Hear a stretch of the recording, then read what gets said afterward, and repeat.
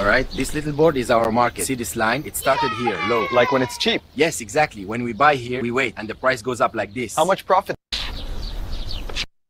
Ini antara dia. Sekejap, dah siap ke belum Profesor tadi tu? Agak-agak dah siap dah. Okey, ni. Tapi gambar bukan saya lah, dia jadi orang lain. Saya pula jadi macam orang tua lah. Oh, kita akhirnya naik roller coaster sekali. Seronok kan? Memang. Jantung dah laju ni tengok bukit tinggi tu. Pegang kuat-kuat. Wah, hebat. Sekarang tenang sikit, giliran saya gerak. Silakan. Tapi jangan lupa saya ada perangkap di sini. Bijak. Wah, kita akhirnya naik roller coaster sekali. Okey, dia buat macam tu. Betul lah, make logic juga. Saya ingatkan mungkin saya kena arahan tu kena bagi betul-betul lah supaya betul-betul main catur atas ni. Tapi tadi dia quite simple dia gunakan common sense logic. Lepas habis main roller coaster baru main catur So itu daripada Sora. So cuma sikit saja you all nak kena buat. Dapatkan tu je invitation code. Lepas tu on you go. Yang satu lagi tools yang saya rasa yang ini free. Yang ini sekarang ni antara yang saya kata gang free. Grok just released Imagine and you can create images fast. So we can ask for create a nice view of a beach with no man, and as you can see it's super fast and it just keeps generating those images, and it's actually in a very good quality. And you can also make a video while it's being created. You can also see more examples that you want to see. It also has a sound. You can see the video is moving. You can also ask for people, add people who are snow fighting. Let's try to make a video as well. I think this will be my favorite now because of the quickness. Itu dia. Itu yang namanya si Grok. Saya rasa ada setengah dah pakai dah. Tapi yang tak pernah pakai, ini salah satulah harapan pada yang macam rasa macam kan. Itulah tadi saya nak buatkan benda-benda gila-gila sikit, tapi tadi dia jadi macam logik pula kan. Lepas habis main catur, terus main lepas main naik roller coaster terus main catur kan. Okey.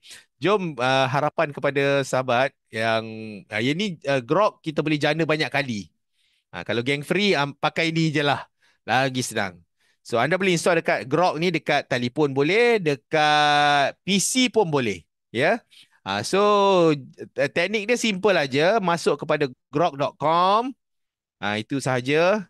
Lepas tu langkah seterusnya masukkan gambar ataupun buatlah macam contoh saya ambil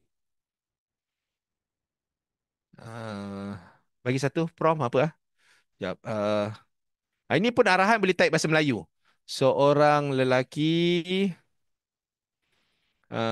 sedang selaki 40-an sedang main mercun di tepi sawah. Ini buat gambar dulu. Dan tertawa gembira. Okeylah. Okey. Alamak. Dia pergi ni pula. Okey.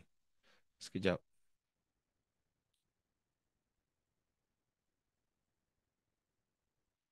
Okey, sekejap. Kita kena tulis create image. Ctrl V. Enter. Dia punya kata kunci dia create image. Apa dia? Alamak, lelaki apa? Oh, lelaki Melayu. Okey, sekali lagi. Ctrl V. Lelaki.